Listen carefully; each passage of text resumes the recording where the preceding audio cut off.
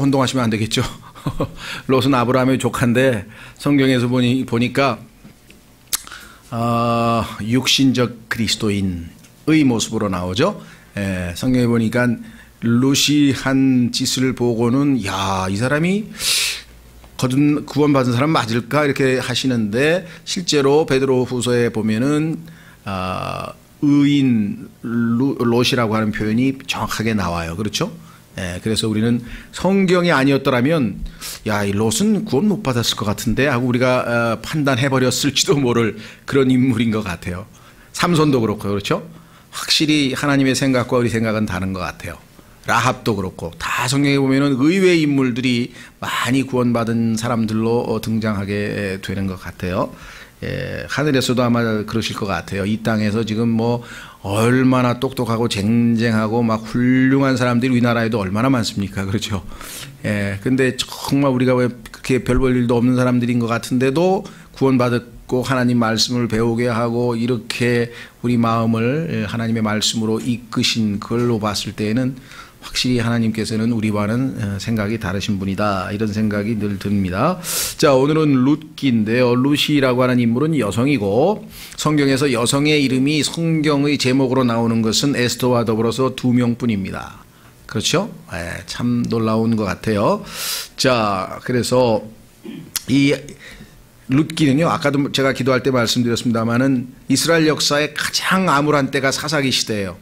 7번에 걸쳐서 하나님께 불순종하고 우상숭배하고 얻어맞고 빌고 다시 용서받고 새 출발했다가 그거를 7번을 악순환을 반복하고 하는 것이 사사기고, 여러분들이 사사기 아마 18장서부터 읽어보면요, 이거 뭐 읽기가 너무나 거북한 내용들이 거기에 뭐 잔뜩 들어있어요. 우상숭배는 말할 것도 없고 막 요즘 표현하는 토막살인도 나오고요, 뭐 무슨 막 집단 막 그 뭐 강간도 나오고요, 막 뭐 성경에 이런 게 들어있을까 싶을 정도로 막 끔찍한 내용들이, 그러니까 막 이스라엘 역사의 최악의 상황이 지금 들어있는 내용인데, 그 시대에도 이렇게 순수하게 하나님을 따르고 아름답게 실천하고 믿음을 실천하는 사람들이 있었다는, 정말 성령님께서 절묘한 타이밍에 이 룻기를 집어넣은 것이 아닌가. 그렇죠? 야, 앞이 안 보이는데 주님께서 뭔가 빛을 쫙 비추시는 것 같은 그런 느낌을 받는 책이, 그리고 성경에서 가장 아름다운 사랑의 책 중에 하나고요. 그렇죠? 결혼의 중요성, 가정의 중요성을, 결혼과 가족의 중요성을 이 룻기만큼 더 아름답게 또 아주 정확하게 묘사하고 설명하고 있는 책도 없고요. 이런 모든 면에서 봤을 때에는 아마 성경을 사랑하는 너무나 많은 사람들이 사랑하는 책이 아닌가 이렇게 생각을 합니다. 그 이외에도 놀라운 것은요, 룻은 이방인입니다. 그런데 아시다시피 유대인 남편을 얻었어요. 그렇죠? 우리도 이방인인데 유대인이신 예수님을 남편으로 얻게 된 것입니다. 그렇죠? 그런데 에스더는 반대예요. 유대인인데 이방인 남편을 얻었어요. 이게 또 성경이 참 신비로워요. 그래서 이런 걸 다 따져가면서 하나 둘씩 공부하면 룻기 갖고 한 학기를 해야 돼요. 90분 곱하기 14번. 실제로 그렇게 한 시간씩 해서 룻기를 보니까 제임스 낙스 형제가 20시간에 걸쳐서 강의를 해놨더라고요. 하나 음미해서 보면은 이 안에 그 들어있는 풍성한 그게 어마어마하게 압축되어 들어있는데, 그거를 우리는 이제 압축해가지고 오늘 한 시간에 쫙 해서 핵심만을 좀 뽑아야 되니까, 자, 한번 살펴보도록 하겠습니다. 교재를 한번 보시면은요, 자, 성경의 이 표현 한번 좀 봐야 되겠네요. 제가 조금 조심스러운데, 자, 우선 성경을 한번 펴십시오. 거기에 보면은 우리말에는 사실은 이게 생략이 되어 있어요. 이 번역상의 문제인데, 이 표현이 번역이 필요한가, 굳이 번역할 필요가 없다 이렇게 생각을 해서 이제 번역을 안 했는데, 킹제임스 성경이 지금 서너 개가 나와 있는데 그 중에 딱 한 군데만 그걸 번역을 했더라고요. 근데 그 번역도 그렇게 매끈하게 된 것 같지는 않아요. 그래서 참 이건 숙제로 좀 남겨두어진 것 아닌가 싶은데요. 그래서 표현은 뭐냐면 이렇게 되어 있습니다. 자, 룻기 1장 1절에 보시면 이제 재판관들이 다스리던 때에 땅에 기근이 드니라 이렇게 되어 있죠. 그러죠. 그러면은요, 그 표현은 뭐냐면 now 영어로 보면 it came to pass 요걸 딱 제껴놓고 빼놓고 나머지에 in the days when the judges ruled that there was a famine in the land 그것만 번역한 거예요. 그러니까 now it came to pass 다음과 같은 일이 벌어졌더라. 요 표현이 의도적으로 성경에서는 사실은 킹제임스 성경에는 여러 번 들어가 있고 그 뒤에 now it came to pass in the days까지 치면 요 표현은 딱 5번밖에 성경에 안 나와요. 그런데 이 5번 다 공통점이 있어요. 그것은 뭐냐면 어두운 처지에 있는 사람들이 하나님의 구출을 받고 해피엔딩으로 끝나는 그런 이야기를 할 때 꼭 요 표현을 썼다는 거예요. 그럼 하나님께서 뭔가 의미를 부여하는 거죠. 그렇죠? 이런 면에서 우리가 영어 킹제임스 성경을 최종 권위로 삼는 수밖에 없어요. 그리고 어떤 분들은 정말 목사님 저 제발 좀 설교할 때 영어 얘기 좀 하세요. 나 스트레스 받아요. 설교 듣는데 다 좋다가 영어 얘기 나오면 내가 주눅이 든다고요. 뭐 이런 분이 막 시골에서 전화하고 막 그래요. 저도 그 심정을 왜 모르겠어요. 그렇죠? 그러나 문제는 하나님께서 이 땅에 현재 그렇죠? 전 세계 어디를 가도 킹제임스 영어의 모체가 되는 British English, BBC죠. 영국 영어로 전 세계 어디를 가도 의사소통이 다 됩니다. 중국을 가도 뭐 인디아를 가도 뭐 파키스탄을 가도 뭐 아프리카를 가도 어디를 가도 브리티시 잉글리시로 다 킹스 잉글리시, 킹제임스 성경에 나오는 영어로 의사소통을 다 되게 만들어 놓으셨다면 특별한 의미를 부여할 만하죠. 그렇죠? 예, 그런 의미에서 봤을 때 필요한 경우에는 여러분들에게 성경을 조금 이해하시라고 하는 거지 한글 성경을 못 믿어서라든가 뭐 한글 성경에 얼마나 감사해요. 그렇죠. 한글로도 하나님이 성경을 주시고 일본어로도 성경을 주시고 중국어로도 성경을 주시고 다만 때로 필요한 경우에 왜 하나님께서 전 세계 어디를 가도 영어 킹제임스 성경 한글, 한영, 한독, 한서, 한중, 한히브리어, 한이지 아니 영 죄송합니다. 영한, 영서, 영독, 영불 왜 전부 다 영어 킹제임스 성경을 기준으로 두셨냐 이 말이에요. 절대 무한 완벽한 성경이기 때문에 기준으로 삼으라고 하나님이 주신 거잖아요. 그 하나님의 의도를 우리가 좀 살려서 배워야 된다는 거죠. 필요한 경우에. 그렇죠. 이 경우도 사실 it came to pass in the days란 말이 성경에 5번만 나오는데 그때마다 하나님께서는 위기에 처해 있는 사람들이 하나님의 구출을 통해서 해피엔딩으로 아름답게 끝나는 경우에만 이런 표현을 하나님이 쓰셨다. 그러면 언젠가 어느 때에 이런 일들이 벌어졌었습니다. 이런 표현이란 말이에요. 이게요. 그러면 이거를 나머지 부분과 어떻게 연결시켜서 멋지게 번역할 것인가는 이제 우리 뭐 번역과 관련된 분들의 이제 고민이겠으나 고민 끝에 그거를 집어넣으니까 너무 번역이 어색하다. 그래서 지금 다 빼버린 거예요. 사실은 그 심정을 왜 모르겠어요. 저도 마찬가지로. 그러면 형제님은 무슨 대안이 있으십니까? 뭐 나도 지금 잘 모르겠어요. 다만 공부할 때에는 필요하니까 설명을 해드리는 거다 이 말이죠. 그렇죠. 하나님께서는 이 표현을 굉장히 의미 있게 사용하셨다. 이걸 여러분들에게 좀 보완 설명을 해드리는 것이다. 이해하시면 되겠네요. 자, 그러면 이제 교재를 통해서 쭉쭉 살펴보겠습니다. 너무나 요약을 잘 해놓으신 것 같아요. 그렇죠? 하나님께서는 아무리 21세기 지금 이 시대가 뭐 도덕적으로 뭐 영적으로 완전히 타락하고 정말 앞뒤가 안 보이고 성경도 사람들이 올바른 성경도 못 찾고 정말 우리가 볼 때는 영적으로 암울하지만 그래도 자신의 증인들을 어딘가에 남겨놓으시고 남은 자들을 숨겨놓으셨다는 사실을 우리가 이 룻기를 통해서 위안을 얻고 우리 또 그러한 증인으로서 지금 부름받았다. 올바른 성경을 눈을 뜬 사람들이라고 생각한다면 큰 축복이 아닐 수가 없다. 이렇게 말씀을 드릴 수가 있습니다. 첫 번째 책 제목은 뭐냐? 책명. 이 책의 내용은 모압 여자 룻의 기록이기 때문에 룻기라고 부른다. 모압과 암몬이라고 하는 두 족속은 여러분들이 아시다시피 아브라함과 룻이죠. 룻 아니고 롯. 아브라함과 롯이라고 하는 조카하고 삼촌 사이에서 문제가 발생해 가지고 이 롯이 결국은 나중에 하나님의 그 심판을 받게 되는데 그 심판의 원인 중에 하나가 타락한 문화, 도덕, 성적으로 타락한 문화권에서 살았는데 심지어는 딸들이 아버지에게 술을 먹여가지고 근친상간에 의해서 이 세상에 존재하게 된 민족이 모압과 암몬이라고 하는 두 민족이라는 사실 우리가 창세기를 통해서 잘 알고 있잖아요. 그렇죠? 예. 자, 다시 돌아옵니다. 이 책의 내용은 모압 여자 룻의 기록이기 때문에 룻기라고 부른다. 성경의 가운데 두 권의 책 룻기와 에스더는 여자 이름을 취한 것이다. 두 권 모두 역사책이다. 룻은 이방 여자로서 유대인에게 시집을 갔고 에스더는 유대인 여자로서 이방인에게 시집을 갔다.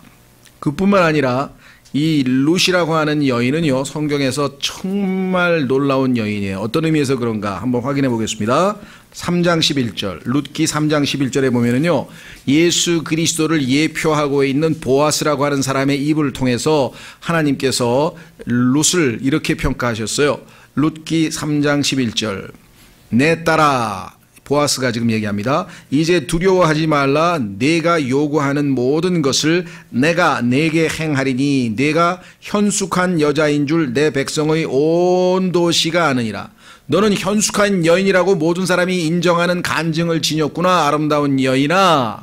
그런데 이 현숙한 여인이라고 하는 virtuous woman이라고 하는 것은 예수 그리스도의 신부인 교회에게 하나님께서 기대하고 계시는 여인이에요.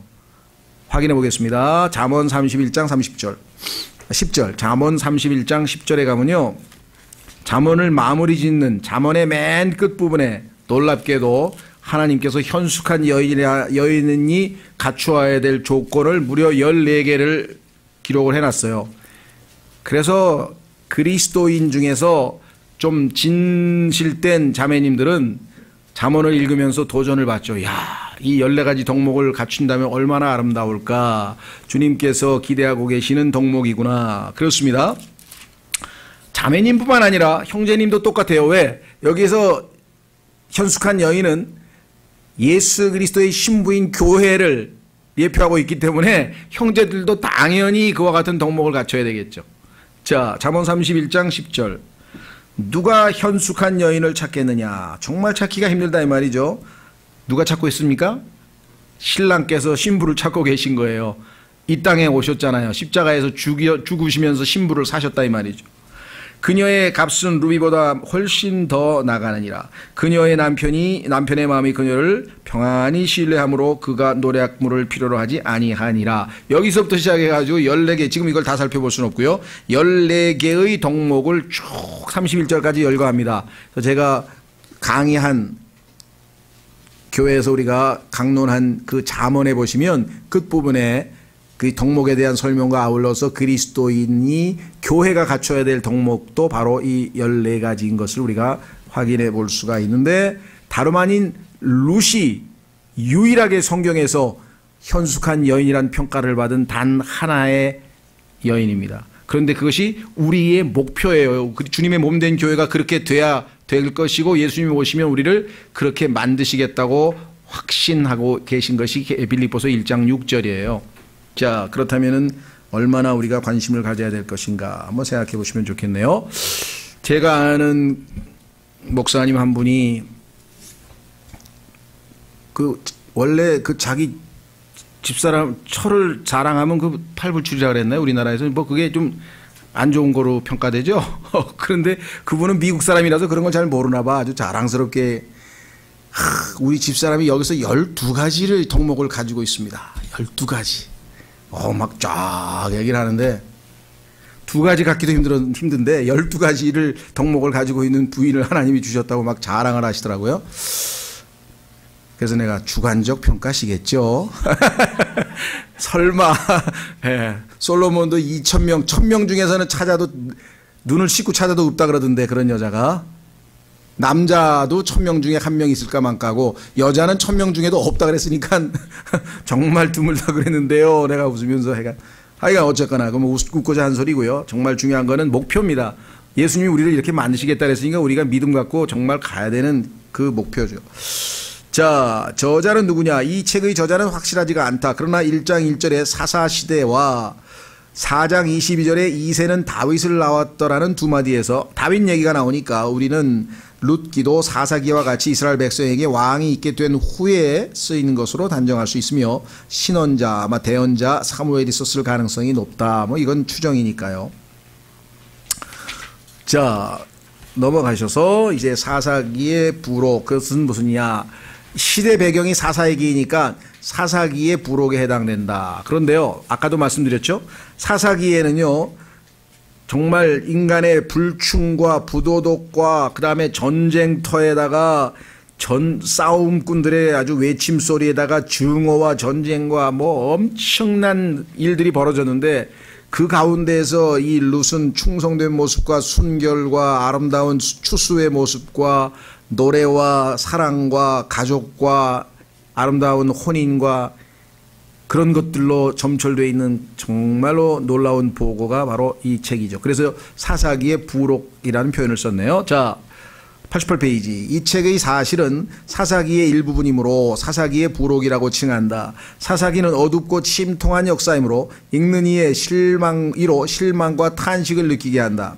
그러나 이 책을 읽을 때 사람으로 탄성과 감동을 느끼게 하는 것은 룻의 이야기가 마치 사사시대라는 사막 가운데 오아시스이며 어두운 밤의 샛별과 같기 때문이다. 그렇습니다.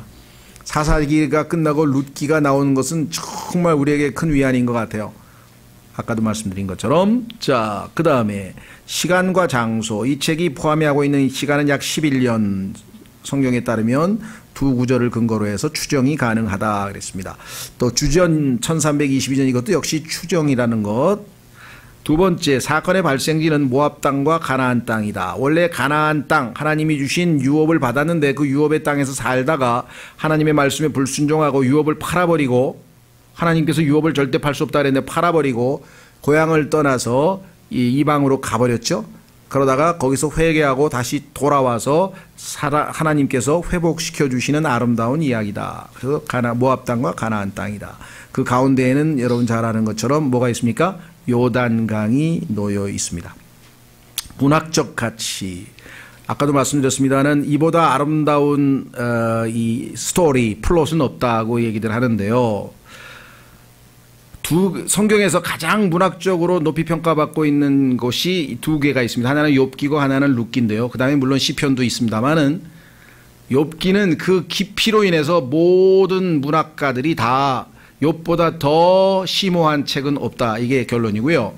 룻기는 룻보다 더 아름다운 책은 없다. 이렇게 평가받는 문학적 가치가 있다.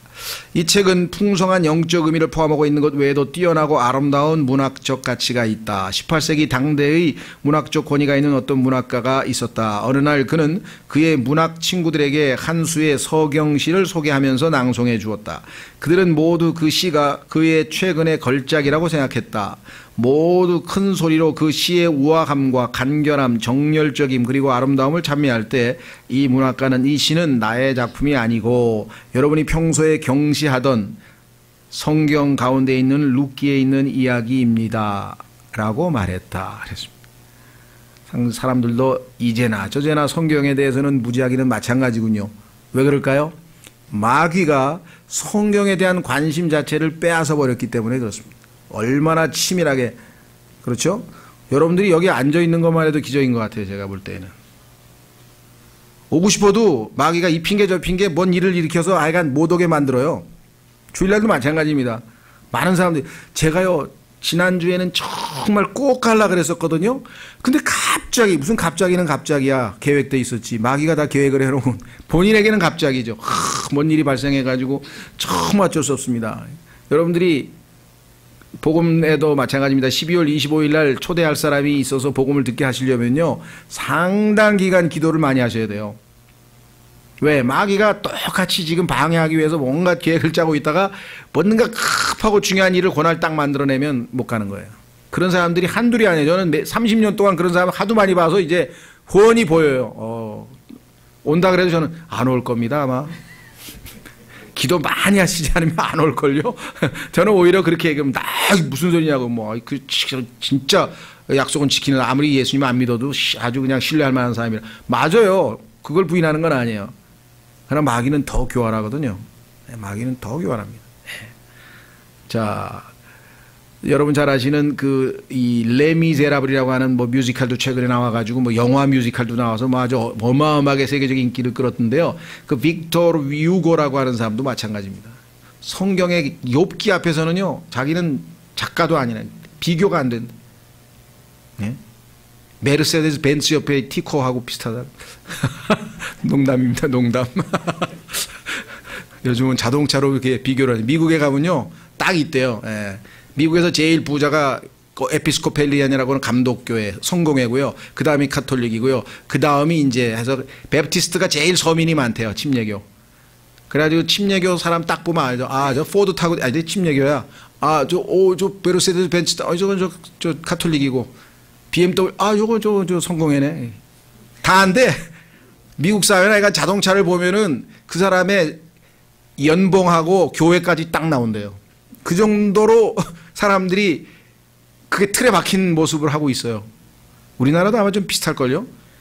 가방 딱 보면 여자들 뭐 가방 명품, 저기 청담동 사는 여자, 저거 짝퉁이 구로동 사는 여자. 그런 시대가 아마 지금 아마 다 알 거예요. 장사하는 사람들은 알지도 모르겠어요. 자, 농담이고요. 그러나 또 뼈가 있죠. 뭐 그게 엉터리는 아니니까. 자, 그 다음에 확실히 인류 문학사상 룻기 1장 16, 17절에서 그녀가 시어머니에게 한 말보다 더 아름답고 더 정열적인 미사여구를 찾기가 쉽지 않다. 좀 이따 한번 읽어보도록 하겠습니다. 핵심 구절에서. 자, 주의할 것. 첫째, 이 책의 하나의 중요한 목적은 다윗 왕과 주 예수 그리스도의 계보를 거슬러 올라가는 것이다. 굉장히 중요합니다. 다윗 왕의 조상이 나오는데 마태복음 1장에 보면은 예수 그리스도가 다윗의 자손이거든요. 그러면 예수 그리스도와 밀접한 연관이 있는 책이기 때문에 룻기는 정말 보배로운 책이다. 그렇게 되겠죠? 예. 자, 한번 확인해 보겠어요. 마태복음에 가면요, 정말 오늘날 무식한 사람들이 있어요. 그 사람들이 누구냐? 성경은요, 남성 우월주의자입니다. 우월주의입니다. 그래요. 왜 그러냐 그러니까 성경에 보니까 여자는 뭐 교회에서 설교도 하지 말라 그랬고 뭐 하면서 이제 막 별 얘기가 다 나와요. 어떤 의미에서는 그럴지도 모르죠. 그러나요, 성경이 들어가지 않은 국가는 지금도 이슬람 아시죠? 이거 다 한번 뒤집어 쓰고 다니고 뭐 인도 보세요.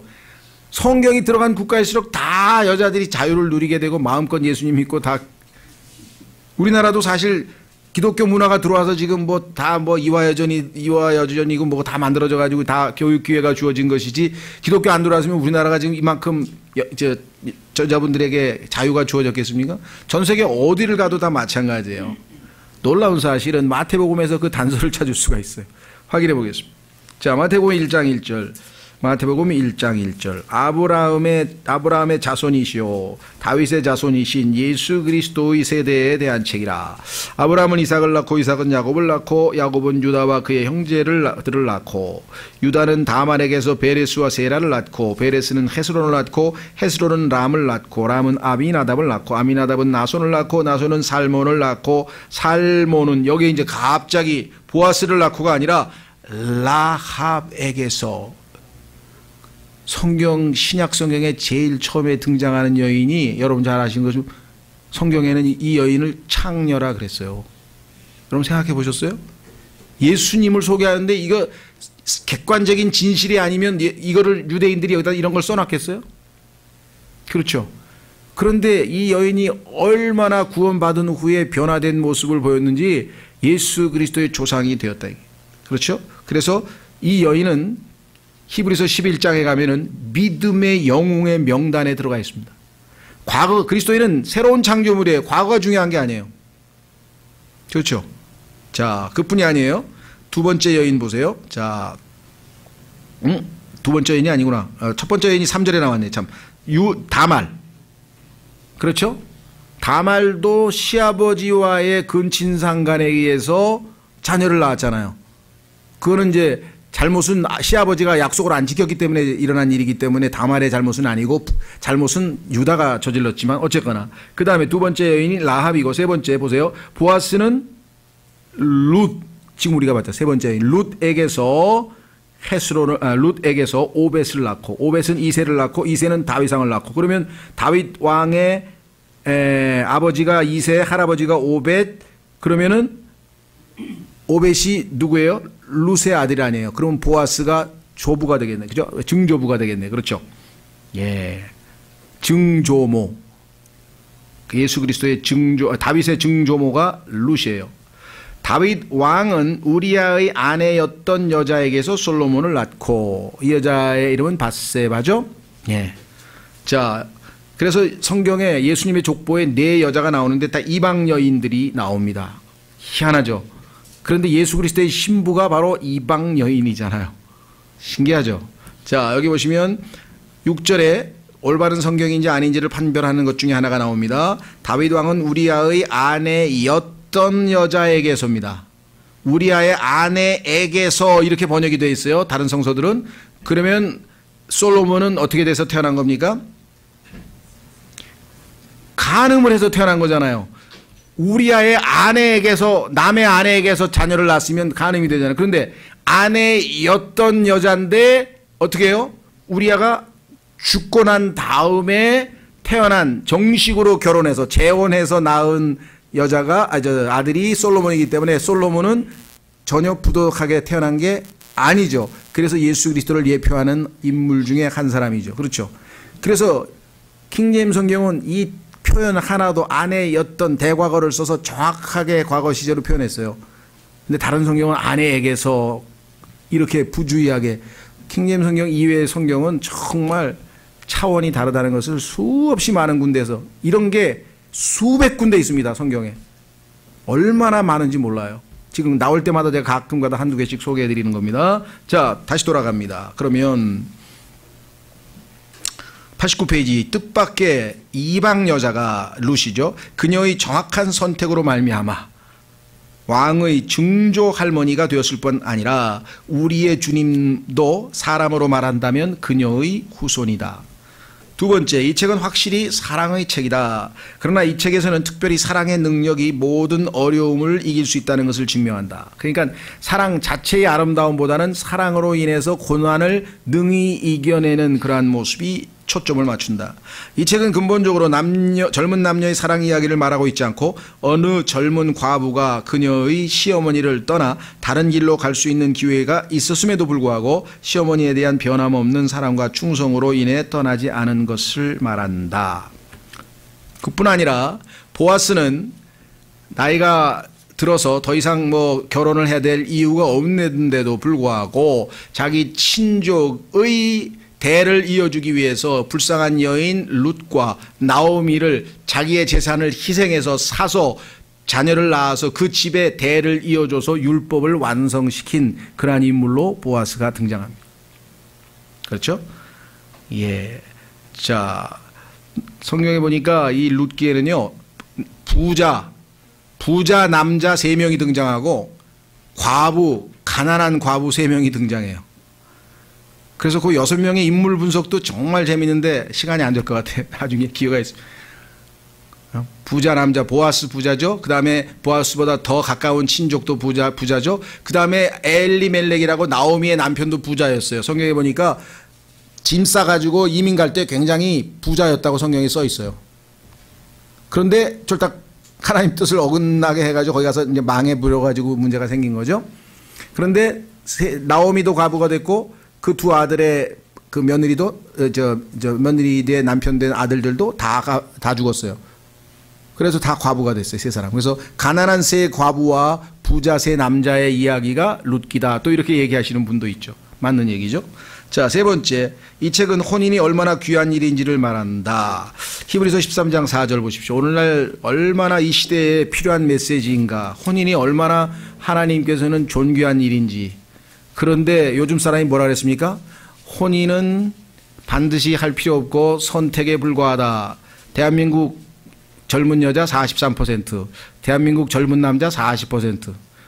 통계가 아주 틀진 않겠죠. 이제 조금 있으면 절반 넘어가지 않을까요? 아마 5년 안에 50% 넘어갈 거예요. 미국 50%가 넘었으니까. 그러니까 결혼을 해야 된다 그런 사람이 비정상이 되는 거예요, 미국에 가면요. 결혼을 할 필요가 없다가 미국 가면 정상이 되는 거예요. 왜? 퍼센트 문화니까 51%가 넘어가면 그게 다 진리가 되어버리는 세상이 된 거예요. 이 세상이.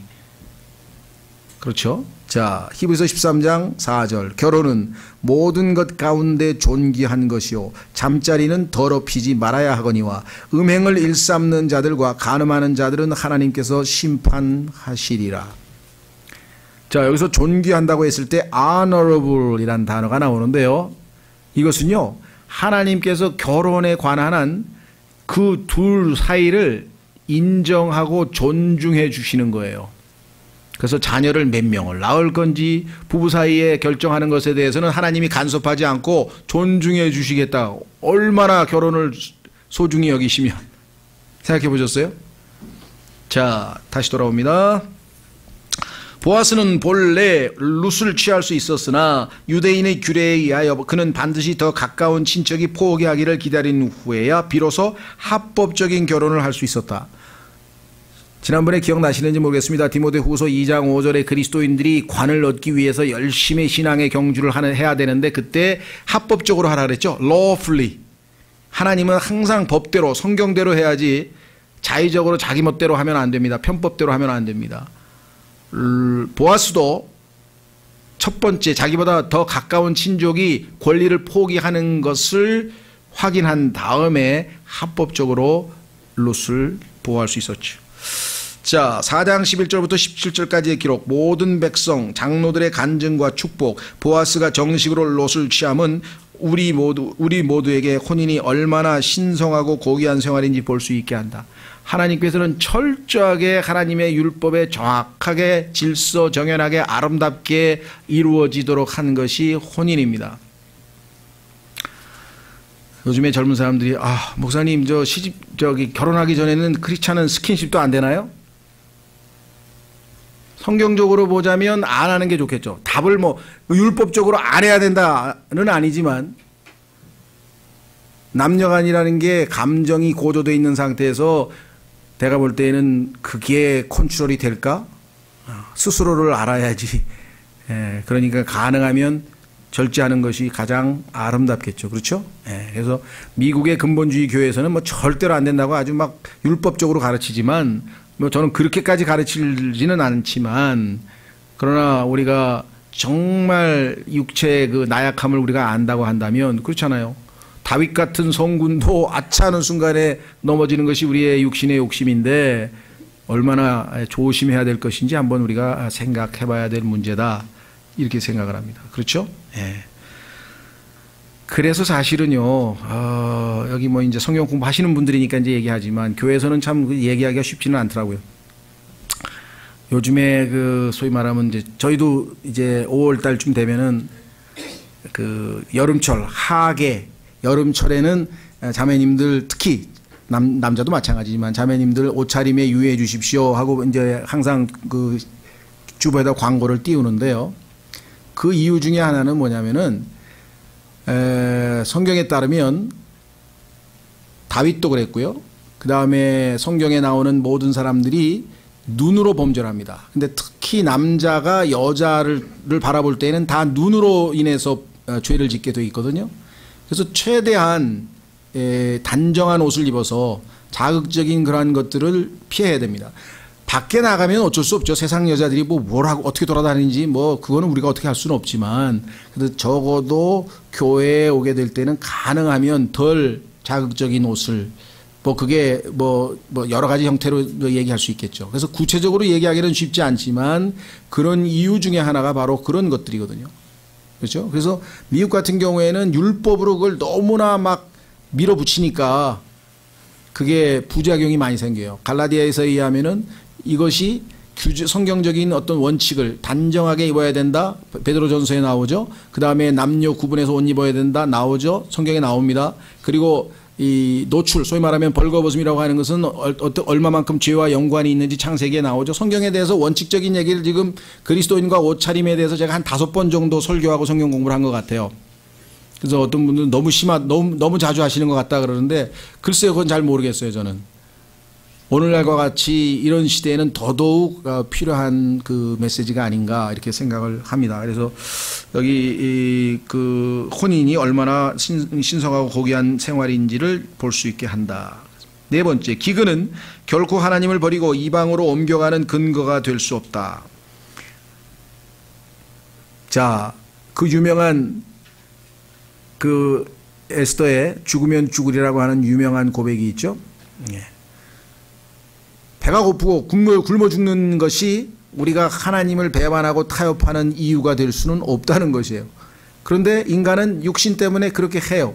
우리의 믿음의 조상이었던 아브라함도 성경에 보니까 창세기 12장 10절에 기근이 와서 굶어 죽게 되니까 하나님이 가지 말라고 하는 이집트로, 세상을 예표하는 이집트로 내려가서 벌써 문제가 생겼죠. 왜? 이집트에 가니까 전부 다들 그 소위 말하면 이집트의 그 소위 말하면 이 인종이 일종의 함족인데, 함족은 좀 아주 새카만 흑인도 있고 조금 하여간 그 아랍계에 좀 짙은 흑인들도 있지 않습니까? 예, 그런 사람들은 하얀, 소위 말하면 피부가 하얀 여자들을 늘 동경한단 말이에요. 그게 미국 문화에서 보면은 흑인 스포츠 스타는 전부 다 백인 미인하고 결혼하게 돼 있어요. 100% 그렇게 돼 있어요. 그게 자기 일종의 흑인이 가지고 있는 열등감이거든요. 그래서 말콤 X라고 하는 흑인 그 운동가는 뭐라고 했냐면 Black is beautiful이라고. 왜 자꾸 블랙을 부정적으로 생각하느냐 하고 의식화 교육을 시켰는데 시켜봐야 소용이 없어요. 왜냐하면 이미 자신들이 그렇게 이미지가 굳어져 있어. 예를 들면 흑인 여자가 가게 가지고 스타킹 살 때도 무슨 색이요? 그러면 살색 달라 그러면 살색? 그래서 검정색을 주면 검정 거 말고 살색 달라 그랬잖아. 왜 그럴까요?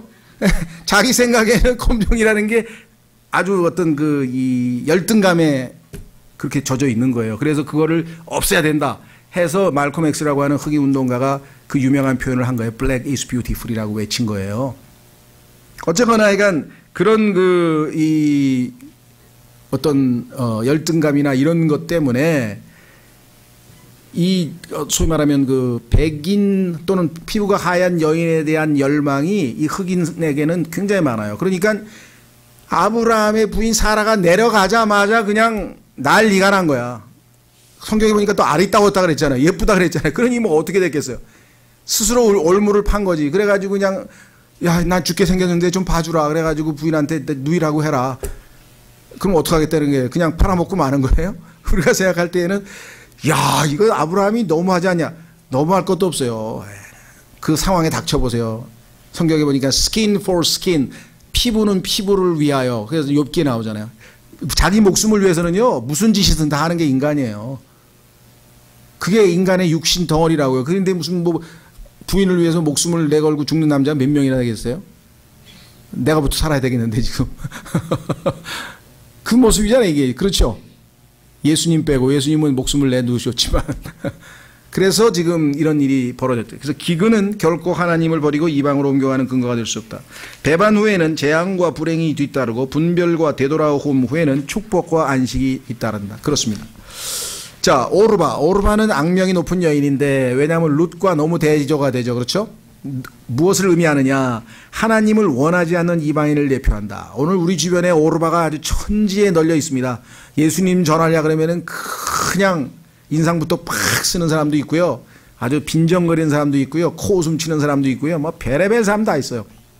여러분들 예수님 전했을 때 그래? 들어줄게. 한번 얘기해봐. 그런 사람 거의 없어요. 아주 드물어요. 하나님이 예비하신 사람, 막 인생에 그냥 바닥까지 내려가가지고 이제 아무 희망이 없어가지고 그냥 그냥 지푸라기라도 잡으려고 하는 사람인데 복음 전한다 그러니까 한번 들어보자고. 뭔진 모르지만 그런 사람 빼고는 환영하는 사람이 거의 없습니다. 이미 마귀가 사람들의 마음을 다 의식화 교육을 시켜놨죠. 아마도 당시에 그녀는 더 좋은 길과 운명을 찾았던 것 같다. 나오미 쫓아갔다가는 내 인생이 영 안 좋아. 출세할 것 같지 않아. 그러나 몇십 년의 세월이 흐르자 끝나버렸고 오늘날 땅에서 그녀를 기억하는 사람은 단 한 사람도 없다. 이것을 일시라고 하는 재단에 영혼을 갖다 바친 무지한 사람이에요. 일시적인 것에 영혼을 그 재단에 영혼이라고 하는 재물을 갖다 바친 어리석은 자의 모습이 바로 이 오르바라는 사람입니다. 그래서 밥 존 시니어라고 하는 유명한 감리교 목사가 굉장히 미국에서 아주 복음 전도자로 유명한데 하신 말씀이 바로 그거예요. 일시적인 재단 위에 영원이라는 재물을 바치지 말라. 바로 이 오르바처럼. 자, 룻은 하나님을 원하는 이방인을 대표한다. 복음을 전했는데 예수님을 받아들였잖아요. 여러분과 제가 그래서 룻을 더더욱 관심 갖고 지켜보는 이유가 우리의 옛 모습이죠. 매우 가난한 과부였던 시어머니를 따라 멀리 타향으로 가서 당시에는 앞길이 막막했지만 오래지 않아 그녀는 축복을 받고 안식을 얻었고 오늘날까지 이 땅에 수천만의 사람들이 그녀를 기억하고 있다. 자, 그 다음에 이제 더 중요한 거는 신부보다 우리 세상에서는 신부가 주인공이라 그러죠. 결혼식 가면 오늘의 주인공 신부 등장하고 이제 막 박수치고 그러는데 성경은 아니에요. 신랑이 주인공이야. 우리는 주인공이 아니야. 예수님이 주인공이야. 보아스 6번. 보아스는 그리스도를 예표한다. 보아스의 그 성품, 그의 그 뭐랄까요, 인격, 그의 그 경건함, 그의 정말 율법에 대한 정말 능통함, 그다음에 주님에 대한 충분한 지식, 뭐 이걸 이루 말할 수도 없는 정말 예수님을 예표할 만한 인물인. 자, 왜냐하면 첫 번째 그리스도는 추수하는 주님이시기 때문이라. 보리 농사를 다 짓고요. 그 다음에 추수의 주인으로 등장하며 추수할 때 주인으로 등장하는데 확인해 보겠습니다. 마태복음 9장 38절에 예수님께서 자신이 추수의 주님이다 이렇게 소개를 합니다. 추수의 주님. 그래서 여러분들이 저와 여러분은 추수가 됐잖아요. 그래서 지금 곡식으로 알곡으로 뽑혔잖아요. 알곡으로 지금 뽑혀와 있잖아요. 지금 그러죠? 마태복음 9장 38절.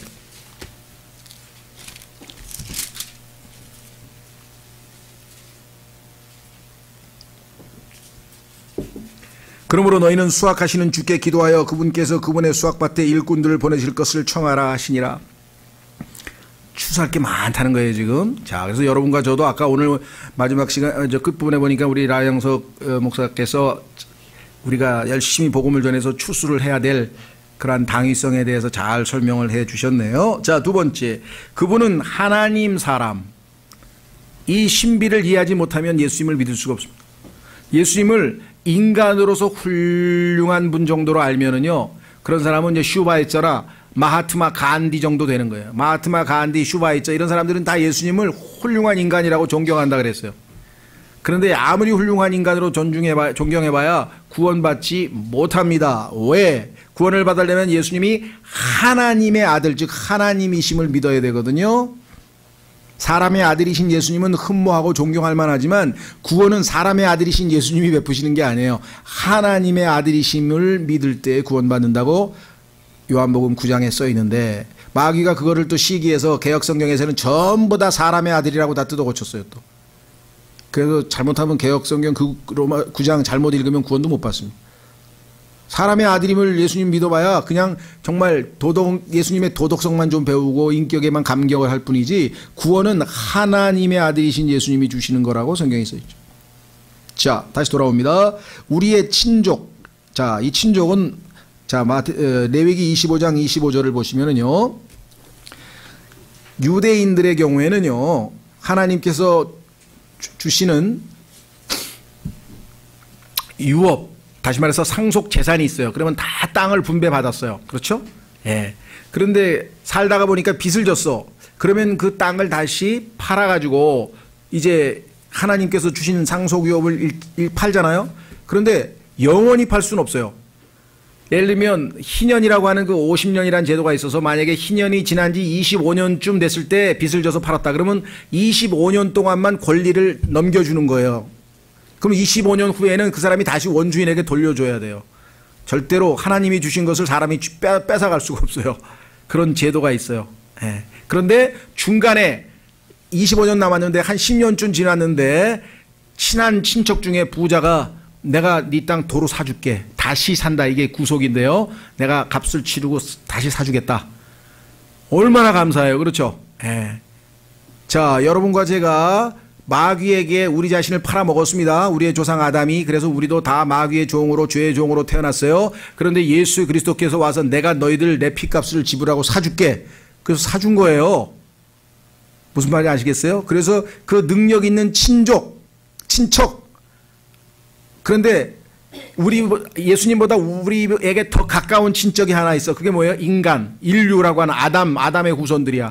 그런데 그는 여기 보니까 뭐예요? 자기 개인의 욕심 때문에 나는 못한다 그래가지고 포기해버렸어요. 오직 구원을 하실 수 있는 분은 뭐냐? 두 번째 사람, 둘째 사람, 예수 그리스도를 예표하는 보아스였죠. 자, 그래서 우리는 다시 돌아오면 친족 되신 분이야. 그 다음에 우리의 구속자, 값을 치르신 분이야. 예수님은 말로만 구원하시겠다는 게 아니라 실제로 자신의 생명을 값을 치르셨죠. 네.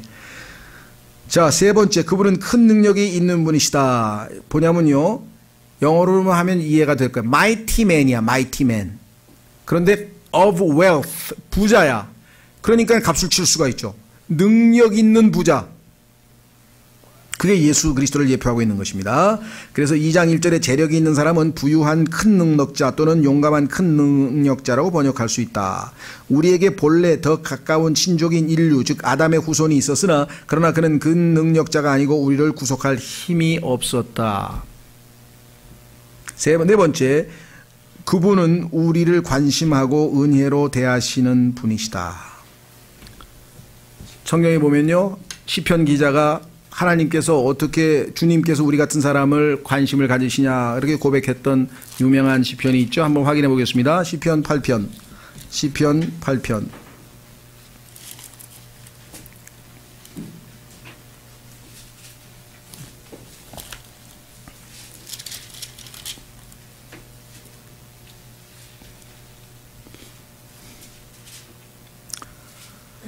시편 8편에 보면은요, 이렇게 써 있습니다. 4절. 사람이 무엇이기에 주께서 그를 생각 속에 깊이 두시나이까? 사람의 아들이 무엇이기에 주께서 그를 찾아오시나이까? 여기 보면은 그를 생각 속에 깊이 두신다고 하는 말, 영어로 이게 mindful인데요. 그냥 관심 정도가 아니라 얼마나 깊은 관심을 가지고 있는지 모르는데, 우리에 대해서, 우리의 영혼에 대해서, 우리의 혼에 대해서, 우리에 대해서. 그렇죠. 마찬가지로 보아스도요, 한 여인이 뒤에 와서 이삭 줍기를 하는 모습을 딱 보더니 이 사람은 누구의 젊은 여자냐 하고 관심을 보이다. 못 보던 사람인데 누구지? 이렇게 물어봤잖아요. 마찬가지로 이 세상에서 죄 가운데 헤매면서 뭐 성공하려고 발버둥 치고 뭐 돈 좀 벌어보려고 애를 쓰고 막 온갖 이 땅에서 자아실현을 하고 발버둥을 치고 아니면 뭐가 됐든지 이 땅에서 그냥 앞을 안 보고 그냥 막 달려가고 있는 그 사람들을 하나님께서 하나하나 일일이 관심을 가지고 있어서 적절한 때에 여러분들에게 복음 전도자를 보내서 복음을 듣게 하시고 아니면 적절한 때에 책을 하나 사서 읽게 하셔서 주님을 알게 하시고 각자 다양한 형태의 간증이 있겠죠. 그러나 다 이스라엘이 노예 생활할 때 하나님께서 내려다보시면서 관심을 가지시고 찾아오셨듯이 여러분들에게도 다 여러 가지 방식으로 다 1대1로 찾아가신 거예요. 관심을 보이신 거예요. 그렇죠? 그래서 우리가 예수님을 받아들인 거예요. 자, 다시 돌아옵니다. 4번은 그래서 우리를 관심하고 은혜로 대하시는 분. 그런 면에서 보아스가 예수님을 예표하고 있겠죠. 5번째, 우리가 그분의 못 박힌 발 앞에 회개하고 그분의 붉은 옷자락의 사랑으로 우리를 가리어 주시기를 구할 때 그분은 얼마나 빨리 응답하시고 우리에게 사랑의 말을 하시며 축복을 우리에게 부어주시는지. 그분을 받아들일 마음이 있고 도움을 요청한다면 즉시로 언제든지 도움을 줘서 구원하시는 예수님처럼 보아스도 룻에게 그와 같은 보호와 사랑을 베푸는 장면이 나옵니다. 그렇죠? 한번 확인해 볼까요? 자, 룻기에 가보세요.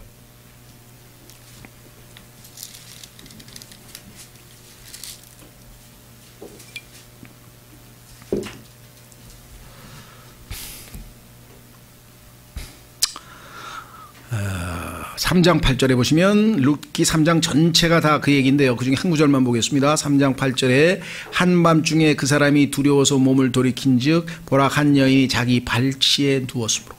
그분의 발치에 그 발 있는 부분에 우리가 겸손하게 나아가서 그가 이르되 너는 누구냐 하매 그녀가 대답하되 나는 당신의 여종 루시오니 그러므로 당신의 옷자락으로 당신의 여종을 덮으소서. 이게 구원해달라는 표현이죠.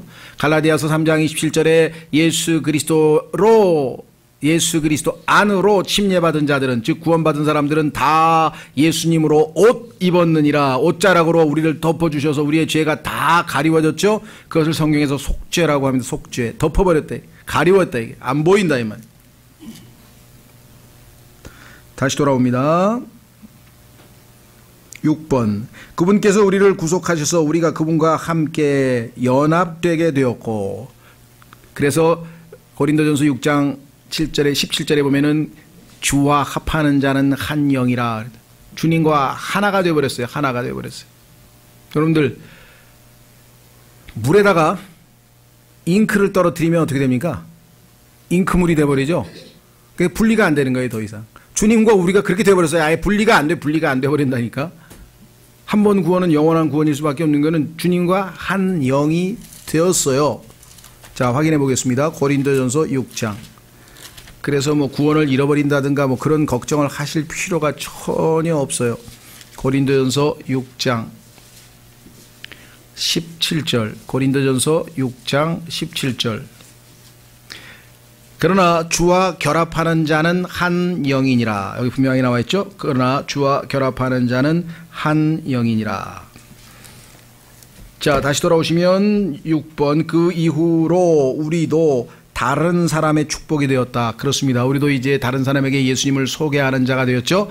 성경에 보니까 룻에게 예수님께서 보아스가 보리를 큼직하게 6번 담아줘요. 자기가 땅에서 노력해서 주신 이삭 그거 말고 따로 선물로 그냥 산더미 같이 잔뜩 채워서, 그래서 시어머니 갖다 줘가지고 많은 사람들에게 축복을 가져다 주는 역사가 있었죠.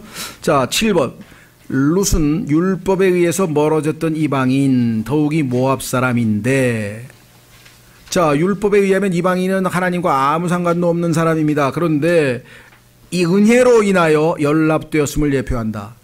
은혜로 말미암아 율법과 상관없이 받아들여졌죠. 그래서 요한복음 1장 17절에 모세는 율법, 예수님은 은혜 이렇게 나오잖아요. 자, 그래서 예수님을 통해서 드디어 연합됐습니다. 그것은 그녀가 본래 고향을 멀리 떠나온 나그네이기 때문에 매우 빈곤했고 조금도 소망이 없었는데 보아스 앞에서 은혜를 입고 구속을 받아서 혼인을 통하여 그와 연합되었기 때문이다. 이것이 여러분과 제가 예수님을 만나서 구원받은 축복의 경험이 아니냐. 여기 이렇게 써 있잖아요. 우리도 영적인 사실에 있어서 이와 같은 체험이 있지 아니한가. 그렇습니다. 자, 메시지, 이 책의 메시지는 구속과 하나됨을 통해서만 사람은 참 안식을 얻을 수 있다는 것이다. 여기에 나오는 핵심 용어 중에 하나가요, 안식을 누린다. 자, 로마서 5장 1절에 우리가 믿음으로 말미암아 의롭게 되었으므로 하나님과 뭐라 그랬습니까? 화평을 누리는도다. 그래서 그 유명한 We have peace with God 이라는 표현이 로마서 5장 1절에 나오는데, 그래서 빌리 그레함이라고 하는 유명한 복음 전도자가 거기에서 Peace with God 이라고 하는 복음 전도 책자를 냈죠. 하나님과 화평. 이 땅에 있는 인간이 얼마나 많은 사람들이 뭐라 그럴까요?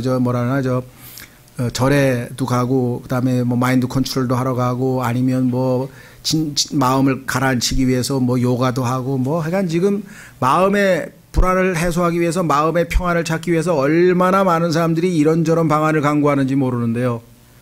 진정한 마음의 평안은요, 하나님과의 화평을 이루는 자에게만 가능한 것이죠. 하나님과 화평을 이루지 못하면 아무리 외형적인 것들을, 환경을 좋게 만들고 마음을 편안하게 하려고 해도 그거는 일시적인 것입니다. 금방 다시 불안해져요. 그러나 하나님과 화평을 이루는 자는 환경적으로 불안한 요소가 많이 있더라도, 그렇죠, 하나님의 평강이 우리의 마음과 생각을 지키실 수 있다라고 성경의 빌립보서 4장 6절에서 8절에 말씀하셨죠. 그뿐이 아니에요. 그 생각이 주님께 머물러 있는 자는 하나님께서 perfect peace, 완전한 평강으로 지켜주신다고 이사야서 26장 3절에 약속하셨어요. 여러분이 암에 걸렸든, 여러분이 부도의 위기가 맞았든, 아니면 여러분이 어떤 극한적인 상황에 당해도 그 순간에 상황을 잊어버리고 주님께 생각이 머물러 있으면 완전한 평강으로 지켜주신다는 약속이 예수 그리스도의 약속. 자, 다시 돌아옵니다. 핵심 단어, 핵심 구절은요, 안식. 자, 구속, 다시 산다 이거죠. 팔려간 자가 다시 돌아왔죠. 다시 산다. 핵심 구절, 자, 성경 구절, 자, 확인하고 넘어갑니다. 자, 핵심 구절은요, 1장 16절이에요. 룻기의 핵심 구절은 1장 16절.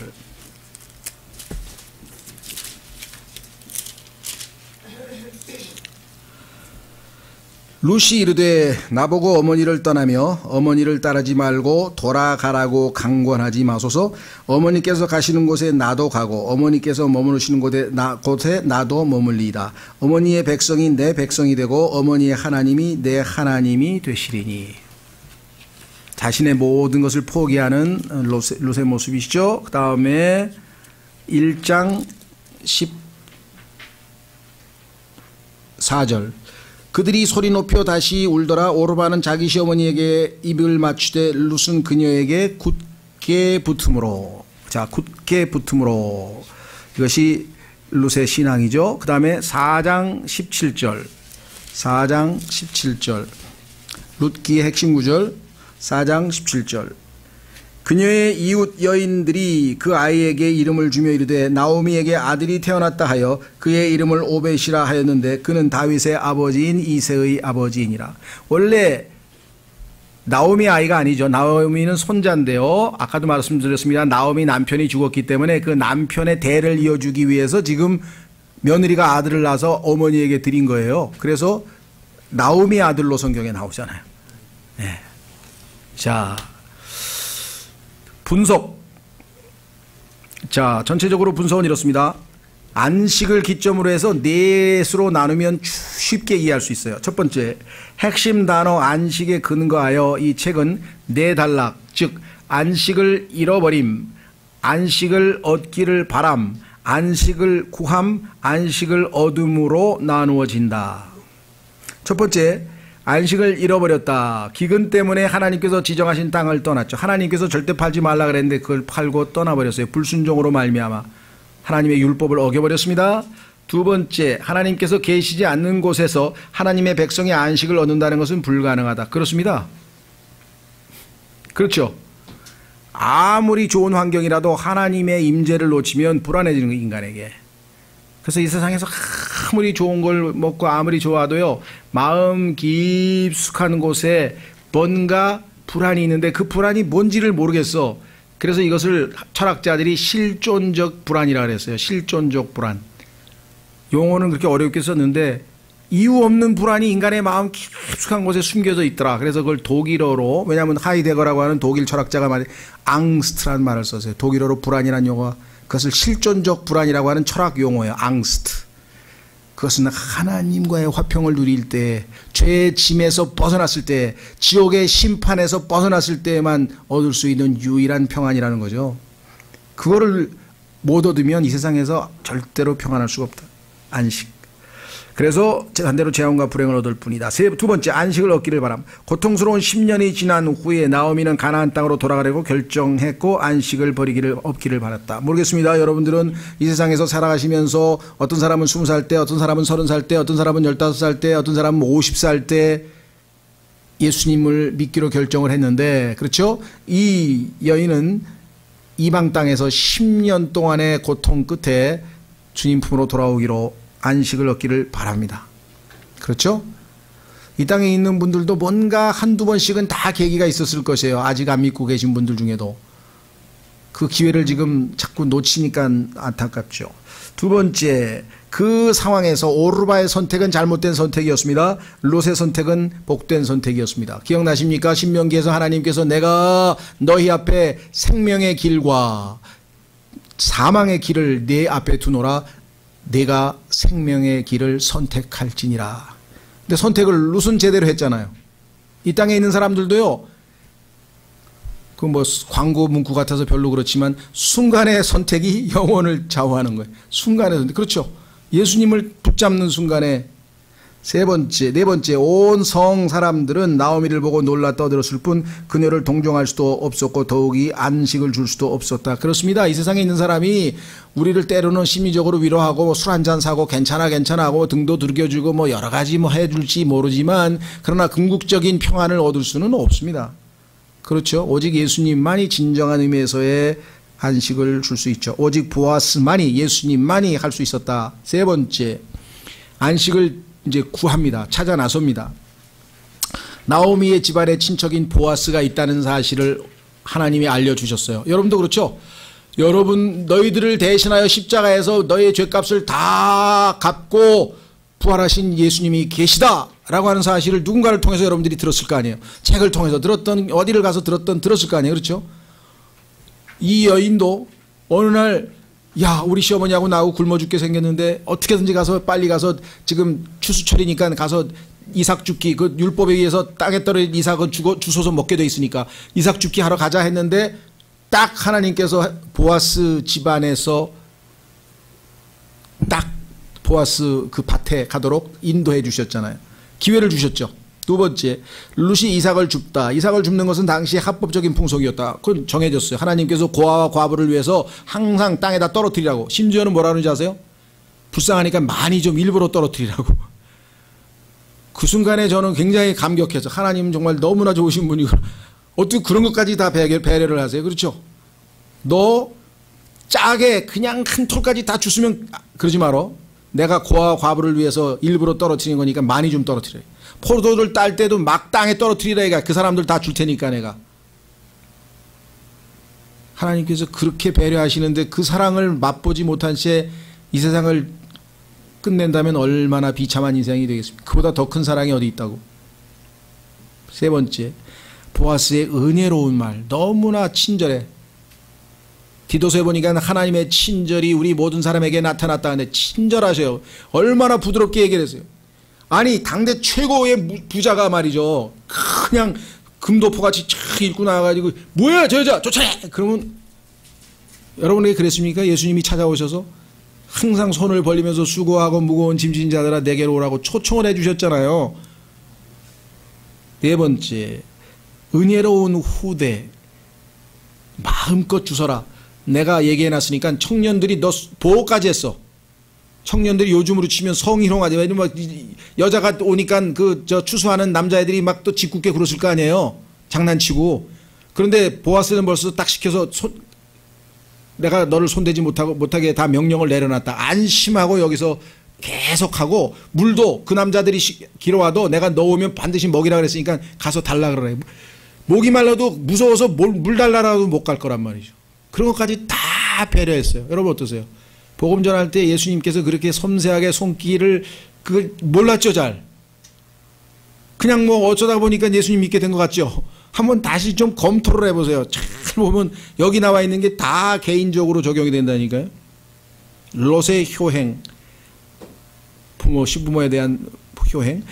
룻은 시어머니의 분부에 따라 보아스에게 구속을 청함. 유대인의 도움이 필요해요. 유대인 나오미가 가르쳐줬어요. 유대인의 책인 성경을 통해서 예수님을 알아갈 수 있는 길을 우리가 알게 되잖아요. 그러니까 나오미의 도움을 통해서 구속이라는 게 있다. 가가지고 당신이 권리를 행사하십시오. 나 남편이 당신의 친척이, 당신이 우리 남편 친척입니다. 당신은 권리가 있습니다. 나를 사서 불쌍히 여겨줄 그런 권리가 있습니다. 그걸 알려주라 이 말이죠. 주님, 저에게는 주님밖에 없습니다. 온 우주에서 나를 구속하시고 나를 구원하실 분은 주님밖에 없습니다. 그 고백을 하라는 거예요. 그 가르쳐줬어요. 우리도 성경을 통해서 알았잖아요. 가서 고백했잖아요. 예수님 믿고 싶습니다. 구원 받게 해주십시오.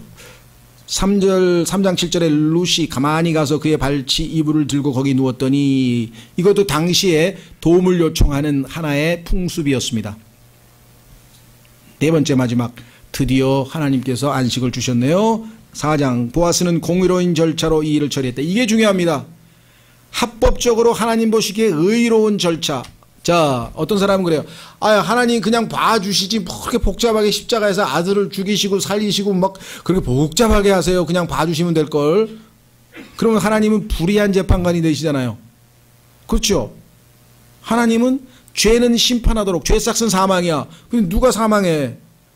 우리는 우리 죄 때문에 다 죽어. 그런데 누군가가 우리 죄를 대신해서 죽으려면 죄 없는 누군가가 필요한 거예요. 인간, 죄 없는 인간이 필요해. 33년 동안 검토를 했더니 단 한 번도 죄를 짓지 않은 완벽한 인간이 한 분 계셔. 그래서 그가 하나님 앞에 대신해서 온 인류를 대신해서 대표로 죽게 되신 거잖아요. 그렇잖아요. 그렇죠? 예. 그래서 공의로운 절차. 하나님은 자신의 의를 전혀 손상당하지 않고 죄에 대해서 정확하게 예수님을 심판하시면서 심판하신 것이에요.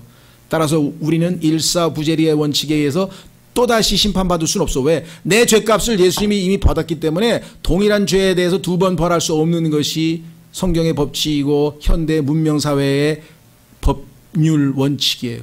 그걸 일사부재리의 원칙이라고 그러죠. 영어로는 double jeopardy라고 해요. double jeopardy. 두 번째, 이 보아스가 룻을 아내로 취하다. 단순히 구원만 해주고 먹여주고 살리고 그게 아니라 아내로 취했어요. 신분이 완전히 격상되는 거예요. 여러분과 제가. 세 번째, 나오미가 기쁨과 안식을 얻다.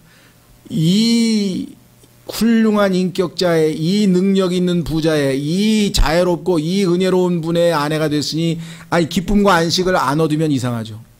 그래서 그리스도인은 이 세상에서 유일하게 기뻐하고 안식을 누릴 자격과 권리를 지닌 사람들이에요. 우리가 그걸 놓치면 안 돼. 그 축복을 놓치면 안 된다. 네 번째, 룻에게 가장 큰 상은 왕이 그녀에게서 나왔다. 하나님께서 이제 이 여인을 예수 그리스도의 조상으로 사용하셨다는 것이에요. 그보다 더 큰 축복이 있을까요? 마리아도 당신은 복받은 여인입니다 하고 칭찬받은 이유가 뭐 예수님이 그 여인의 뱃속에서 예수님의 몸이 형성되었었잖아요. 그렇죠? 예. 이거 말고도 이제 세대적 진리를 포함해서 사실 룻기에 대해서 공부할 내용은 굉장히 많은데요. 어차피 다 알 수는 없어요. 그래서 여기까지 마치고요. 룻기는 언젠가 한번 우리가 자세하게 기회가 되면 신학원에서 한 학기 내내 그러면 창세기부터 계시록 전체를 다 훑으면서 공부할 수 있을 것 같아요. 뭐 그런 기회가 있을지는 아직 모르겠습니다만은 자, 그래서 다음 시간에는 이제 드디어 본격적으로 다윗의 하나님께서는 지금부터 모든 성경의 초점을 다윗에게 맞춥니다.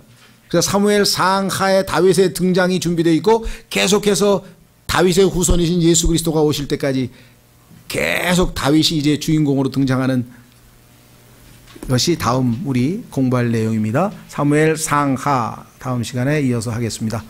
예, 오늘 여기까지 마칩니다.